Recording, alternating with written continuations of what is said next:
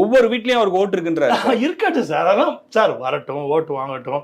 ஒரு மாயையில் கூட, ஒரு மாயான கவர்ச்சியில் கூட அவர் வெற்றி அடைஞ்ச கூட வரட்டும் சார், அதை பற்றி கவலை. எனக்கு ஒரு அரசியல்வாதியா, நான் ஒரு அரசியல்வாதியா அவர்கிட்ட எதிர்பார்க்கறது மக்கள் நேயத்துக்கு.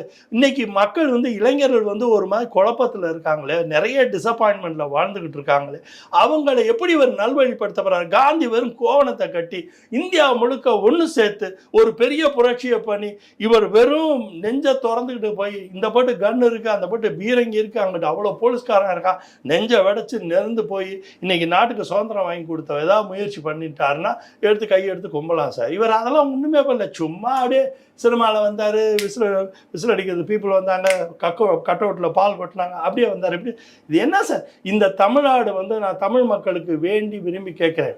அவர் விஜயா இருக்கட்டும், எந்த நடிகராக இருக்கட்டும், யார் வேணாலும் அரசியல் வரட்டும், தயவு செஞ்சு உங்கள் வாழ்க்கைக்கு அவங்க என்ன பண்ண போகிறாங்க?